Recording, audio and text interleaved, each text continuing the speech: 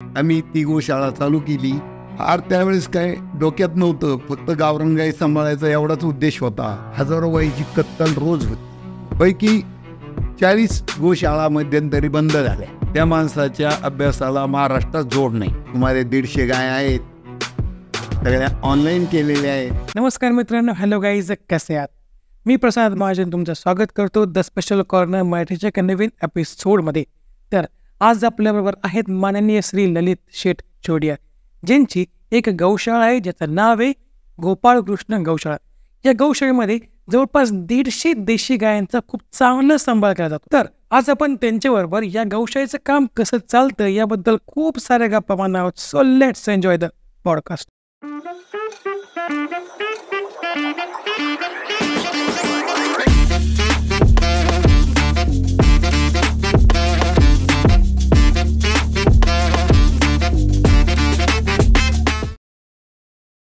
नमस्कार काका, तुमचं स्वागत आहे द स्पेशल कॉर्नर मराठीवर. तर तुमची गौशाळा आहे, बरोबर? तुम्ही एक सोशल कॉज सॉल्व्ह करताय, सोशल प्रॉब्लेम सॉल्व्ह करताय. तर काय सांगाल की गौशाळेबद्दल? 15 ऑगस्ट 2010 साली माझे परमपूज्य पिताजी स्वर्गीय धनराजजी चोरडिया यांची 5वी पुण्यतिथी होती आणि आमच्याकडं आमच्या परिवाराची सुमारे 40 एकर जमीन एरावरी कारखान्या परिसरात आहे.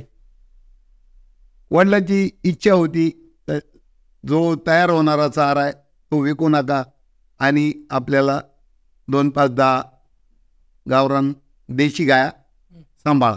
त्यांच्या इच्छेनुसार त्यांच्या 5व्या पुण्यतिथीनिमित्त आम्ही ती गोशाळा चालू केली.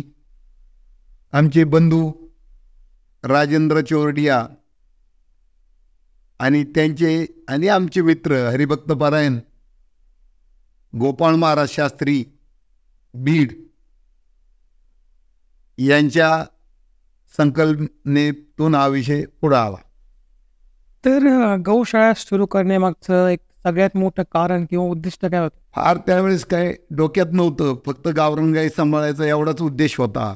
परंतु त्यानंतर आपल्या देवगडचे संत मंत, ते आमचं श्रद्धास्थान आहे की संगीर बाबा असतील, त्यानंतरचे महाराज असतील, आणि त्या कल्पनेतून एक विषय आला की गावरान गाई जगल्या पाहिजे, वाढल्या पाहिजे. आज महाराष्ट्रात हजारो गाईची कत्तल रोज होती. बरोबर, खूप. आणि पोलीस, गोसेवक एवढी यंत्रणा असतानाही कत्तल काय थांबत नाही, असं माझं प्रामाणिक मत आहे. दुसरी गोष्ट, आदरणीय फडणवीस साहेबांनी 2013 साली गोहत्या बंदी केली, परंतु त्या भाकड गाई, वृद्ध गाई सांभाळायची तरतूद नाही केली. ते तरतूद करतील, काहीतरी देतील या भावनेतून आमच्यासारख्या अनेक लोकांनी गोशाळा चालू केल्या. आपल्या नगर जिल्ह्यात सांगायचं म्हणलं तर 57 गोशाळा 2013ला चालू होत्या. पैकी 40 गोशाळा मध्यंतरी बंद झाल्या. 40? 15-20 गोशाळा आहेत चालू, चांगल्यापैकी चालू. त्याच्यात मोठ्या मोठ्या संस्था आहेत, समजा शिर्डी असेल, कोपरगाव असेल, सिद्धेश्वर देवस्थान आहे, आपल्या देवगडचं देवस्थान आहे, नारायणगिरी महाराजचं देवस्थान आहे, नगरचं पांजरपोळे, या देवस्थानच्या गोशाळा उत्कृष्ट, त्यांना उत्पन्न असल्यामुळे चांगलं नियोजन आहे आणि चांगल्यापैकी चालू आहे.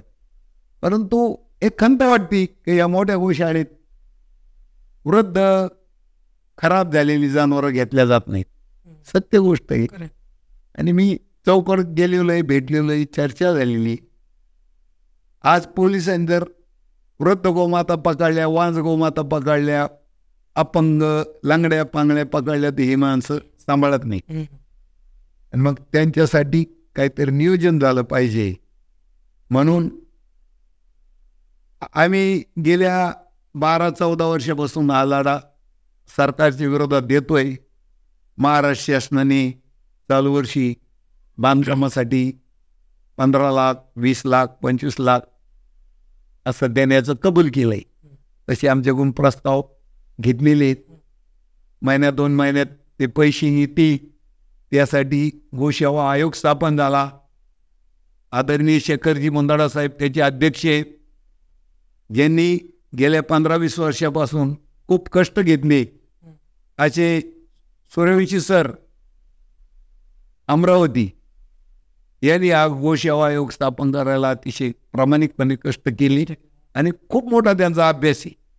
त्या माणसाच्या अभ्यासाला महाराष्ट्रात जोड नाही, म्हणजे वृद्ध अपंग गायीसाठी जे स्पेशल त्यांच्या करतात. हा, आणि ते साधारणतः माणूस आहे, फार मोठा नाही आहे, परंतु त्याचं मन खूप मोठं आहे, काम पण मोठं आहे. गेल्या 15 वर्षापासून मी त्यांना पाहतोय. अतिशय उत्कृष्ट काम ते या ठिकाणी करतायत. तर सर गौशाळेचं नाही का दैनंदिन काम कसं चालतं, म्हणजे सुरुवातीपासून ते संध्याकाळपर्यंत? दिवस उगला म्हणजे त्या ठिकाणी गडी असतो, 1-2 गाया जाणलेल्या असतात, 1-2 लिटर आम्हाला घरी लागतं, तेवढं दूध आम्हाला आणतो. बाकीची गाय वासरू आम्ही मोकळी सोडतो. सगळा ओपन गोट आहे, सुमारे 150 गाय आहेत, सगळ्या ऑनलाईन केलेल्या आहेत. शासनाने त्याला कानाला आधार कार्डची बिल्ले मारलेले आहेत. आणि त्यानंतर समजा 10 ते 11 हे 2 घंट्यात साफसफाई झाल्यावर चारा टाकण्यात येतो. 2 तास चारा खातात. 1 वाजता तिथं एक मोठं शेड आहे 5000 स्क्वेअर फूटचं. वर्धमान संस्कार धाम आदरणीय राजूभाई शहा मुंबई यांनी चालू वर्षी आम्हाला 5 लाख रुपये दिले आणि त्यांनी त्यांच्या त्या पैशातून आम्ही ते शेड बांधलं.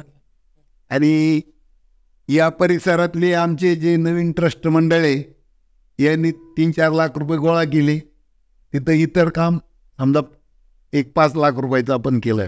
सुमारे 80 ब्रॉस खाली कॉन्क्रीट केलं आणि नवीन गावांनी केल्या आणि व्यवस्थित सुधारणा करून चांगल्या प्रकारची सेवा सध्या चालू आहे. चालू वर्षी खूप मोठा दुष्काळ आहे. आपल्या इथं पाऊस नाही. नगर जिल्ह्यात म्हटलं तर रावरी तालुका म्हटलं तर लोक म्हणतात खूप मोठा बागायत तालुका आहे, परंतु आजही त्या ठिकाणी आम्हाला प्यायला पाणी नाही आणि आमची जी शेती सगळी पडत आहे किंवा ईदभर धान्य त्या ठिकाणी उगलेलं नाही. सगळा चारा विकत चालू आहे. आता ते 1 महिन्यात 2 महिने ऊस शिवाय आपल्या तालुक्यात काही भेटत नाही गायांना घालायला आणि तोही मिळणं मुश्किल झालेलं आहे. जो 2500 रुपये टन ऊस मिळायचा आज 3500 रुपये भाव आहे चालू वर्षी. सगळे भाव 1.5 झालेले आहेत, म्हणजे खर्चात 1.5 वाढ झालेली आहे. आता तुम्हीच आत्ता बोललात की चाऱ्याचा प्रॉब्लेम चालू आहे, तर मग चाऱ्याची सोय कशी करतात? चाऱ्याची सोय हीच ना, ज्यांना ज्यांना माहीत झालेलं आहे, कोणी वाढदिवसानिमित्त, कोणी पुण्यस्मरणानिमित्त, कोणी असे अनेक लग्नाचा वाढदिवस, ज्या 100% लोकांना माहीत झालं तर 10% लोकांच्या मनात गायीविषयी चांगले भावना आहेत आणि ते लोक फोनवर सांगतात, ललित शेठ आमची एक मिती घ्या, म्हणजे 2500 रुपये 1 दिवसाचा चारा आपण गोशाळेच्या वतीने लोकांना आवाहन केलेलं आहे. लोक 2500 रुपये पाठवतात. त्या दिवशी आम्ही त्याचा चारा टाकतो, आलेल्या चाऱ्याचा फोटो काढतो, त्याची पावती आणि त्या माणसाचा त्या ठिकाणी बोर्ड लागतो. आज याच्या वाढदिवसानिमित्त गोशाळेला आपण चारा देत आहोत. अशी एक साधारणतः आहे दैनिक कारभार. थोडंफार आमच्या तिथं 2-1 एकर गिन्नी गवत आहे, ते सपोर्टला असतं आणि मध्ये 2-3 जणांनी देणग्या दिल्यामुळे दिवाळीच्या दरम्यान 3-4 गाड्या सोयाबीनचा भुस्सा भरून ठेवला, ज्याने करून आता जूनपर्यंत काडी नाही आहे, प्रॉब्लेम नाही. हा, तर ते 2 महिने अजून भुस्सा पुरला अशी एक अंदाजे. आता परत हरभरा आहे, परत कडबा आहे, त्याचे 2-3 गाड्या घेऊन या वर्षी तर कडाला लावलं जाईल. शासनाने दिलेल्या पैशाचं बांधकाम होईल. शासनाने गाईच्या चाऱ्यासाठी काही मदत नाही केलेली अजून. आमच्या गोशाळेच्या गोसेवा आयोगाच्या वतीने विनंती करण्यात आलेली की प्रत्येक जनावरांची नोंदीप्रमाणे प्रत्येक गोशाळेला चाऱ्यासाठी मदत करावी. मागणी 100 रुपये आहे, परंतु 50-40 काहीतरी मिळाली तर गोशाळा किंवा ह्या अशा वृद्ध अपंग अनाथ गाय आहेत त्या सांभाळल्या जातील. बरोबर, गरज आहे. नाहीतर आज काही आमच्या बरोबर जे लोक होते 2013 ते 2018-19 ज्या गोशाळा बंद झाल्या ते कर्जबाजारी झालेली ती मी माझ्या डोळ्याने पाहिले. आमचे अध्यक्ष साहेब होते आदिनाथ महाराज माणिक दोंडीचे, त्यांनी सुद्धा खूप गोसेवा केली आणि ते सुद्धा कर्जबाजारी झाले होते. तर सर आता तुम्ही म्हणला गव्हर्नमेंटबद्दल, तर मग गव्हर्नमेंट सर्टिफिकेशन काय काय वाटली? गव्हर्नमेंट कोण असतं सर्टिफिकेशन वगैरे काय काय मिळालेलं? तर आमच्याकडं 13 वर्षाचं ॲडिट आहे, ICG 12A, आणखीन CSR आणि नीती आयोग ही सगळी सर्टिफिकेट आहेत. त्यामुळे लोकाला इन्कम टॅक्समध्ये 50% सवलत मिळते. समजा एखाद्याने 10,000 रुपये दिले तर त्याची सहज गोसेवा होती आणि त्याला 5,000 रुपये तो फायदा पण होईल. तर आम्हालाच नाही, महाराष्ट्रातील कोणत्याही गोशाळेला किंवा भारतातल्या कोणत्याही गोशाळेला त्यांनी मदत केली तर काहीच हरकत नाही, परंतु गोशाळेला त्यांनी इन्कम टॅक्स भरणाऱ्यांनी मदत केली तर बरंच मार्गी लागेल, त्यांचंही गोसेवा होईल आणि गोशाळेवाल्यालाही मदत होईल. नाही, अजून तर गव्हर्नमेंटने आम्हाला 1 रुपया दिलेला नाही किंवा कुठलीही मदत नाही. किंवा गव्हर्नमेंटकडं ते स्वतःच्या लेवलमध्ये डॉक्टर लोक खूप मदत करतात. आपल्या जिल्ह्याचे आदरणीय तुंबारे साहेब असतील, गाडे साहेब असतील, बन साहेब असतील, पालवे साहेब असतील, हे जे अधिकारी मंडळी हे तनमन धनापासून मदत करतात. पण वरून औषध नाही, गोळी नाही, इंजेक्शन नाही किंवा त्यांना असं काही खास सरकारकडून काही नाही. आणि मग त्याच्यामुळे ना या समस्याला आम्हाला सगळ्या विकत औषध वगैरे घ्यावं लागतं. एक सुराणा फार्मसी म्हणून आहे राहुरीला, ते कधी कधी आम्हाला मोफत औषध देतात, मदत करतात आपल्याला. हा, ते मदत करतात. त्यांचं वर्षातून 2दा गोशाळेला 5,000 रुपयाचा चारा पण असतो. तर मला सांगा की जवळपास 14 वर्ष आले आता, बरोबर? तर मग काय काय प्रॉब्लेम्स फेस केले या काळामध्ये, काय काय अडचणी आल्या? प्रॉब्लेम काय नाही हे विचारा. गोष्टी करताना गेल्या 14 वर्षापासून मी आमच्या समजा घरामध्ये असेल, नातेवाईकामध्ये असेल, मित्रपरिवारामध्ये असेल किंवा साधू संतांमध्ये असेल अतिशय कमी वेळ देतो. परंतु एक अशी डोक्याला धास्ती असती, आज काय घटना होती, आज चारा संपतो का, पाणी संपतो का, मध्यंतरी त्या ठिकाणी बिबट्या यायचा, दिवस संपला काय कानावर येतं, एक धास्तीच होती. आता परवाची गोष्ट, आतापर्यंत आमच्या त्या गोशाळेत तिथं एक शेततळ आहे, त्याच्यातून 3 वेळेस मोटर चोरी झाली. परवा तर एक पट्ट्याने बारदाना कोपरच कट करून चोरून नेला. तर ते 5,000चं नुकसान आहे, पण 10,000 रुपये त्याला खर्च आहे, खर्च वाढतो असा. आणि ते बारदान लावल्याशिवाय शेताळ्यात पाणी भरता येणार. लय अडचणीची समस्या आहे. अडचण हा विषय गोशाळेला एकदम जोडूनच आहे, म्हणजे अडचण नाही, हा दिवस नाही. परंतु गाय आहेत ना, त्यांच्या पुण्याईने, आमच्या नाही, त्यांच्या स्वतःच्या पुण्याईने त्याला एकही दिवस असं होत नाही चारा नाही आणि पाणी नाही, काहीतरी समाधान होतं आणि कोणीतरी मदत करणारा उभा राहतो, एवढं नक्की. समाजकार्य म्हणले थोडंफार तर प्रॉब्लेम येणारच. हो. तर सर, गायीच्या आरोग्याकरता काय काय काळजी घेतली जाते? सगळ्यात महत्वाचं, आम्ही ज्या देशी गाय सांभाळतो त्या अतिशय रोग प्रतिकारक शक्ती त्यांच्यात असते. त्यांना 99% औषध किंवा उपचाराची गरजच नाही. संपूर्ण महाराष्ट्रात लाळ्या खुरकुत आला, मध्यंतरी लंपी म्हणून रोग आलता, परंतु आमच्या गायाला एकदाही खुरकुत आला नाही आणि ती लंपी आली नाही. म्हणजे खर्च कमी. आता एखादी वृद्ध गाय असेल, तिला काही औषध पाणी लागत असेल, किंवा न सांगता लोक प्रेग्नंट गाय देतात, म्हातारी असते, मग 10,000 रुपये खर्च लागतो, पाळणा शोधावा लागतो, तिला उभं करावं लागतं. ह्या गोष्टी क्वचित होतात. परंतु देशी गायला अजिबात काही त्रास नाही.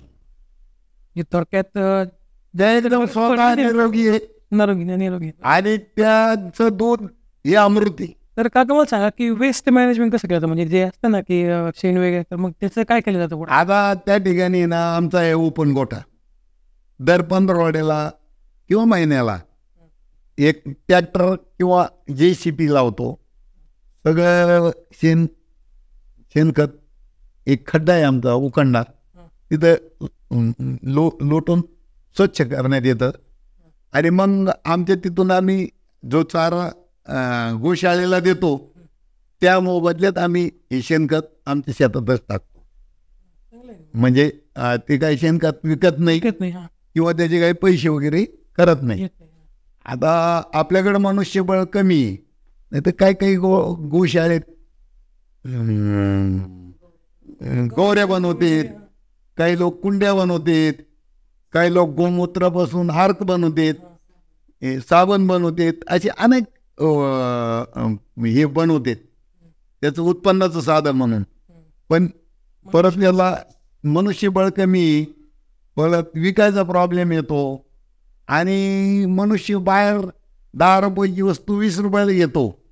परत ती गोशाळा आहे, मग हे चांगलंच असेल का, किंवा भावनेने घेणारे 10% लोक आहे आणि 90% लोक दुर्लक्ष करणारे. त्यामुळं फार डोकं लावायचं नाही. तो का म्हणे कसं तर जसं होईन तसं, जसं चाललंय तसं चाललंय. आज समजा मी 14 वर्ष झालेत, म्हणजे माझंही वय 64 आहे आज. मी अजून 2-5 वर्षे काम करीन. माझी तर उलट आपल्या रावरी परिसरातील तरुणांना विनंती, ही गोशाळा एक चांगलं काम आहे आणि त्यांनी पुढाकार घेऊन पुढं येऊन स्वतः पुढे यायचं. त्यांच्या हाताखाली काम करायलाही आम्हाला काही वाटणार नाही. व्यवस्थित काम केलं, आमची काही अडचण नाही. तिथं सगळी व्यवस्था झालेली आहे, काही अडचण नाही. उलट मला 50% सूट मिळेल, बाहेर जाता येईल. बरोबर आहे. माझं रिटायर लाईफ, मला परिवारासंग नातेवाईकांसंग फिरायला वेळच मिळत नाही, किंवा गेलो तरी चित्त तिथं असतं माझं. फोन चालू असतो. हा नाही असं समजा गार कशी आकाशात फिरते, तिचं चित्त लक्ष पिल्ला पैसे राहतं, तसं ते एकदा ध्यान आलं का तासभर डोक्यातून जात नाही. अशी सत्य परिस्थिती. तर काय मला सांगा की लोकांकडून सपोर्ट किती मिळतो, कसा मिळतो? आता गेल्या 10 वर्षात आम्हाला आमच्याकडं व्यवसाय चांगला होता. माझा रॉकेलचा धंदा होता, खूप पैसे मिळायचे, मी खूप खर्च करायचो. कोणाला गोशाळा सुद्धा माहीत नव्हती.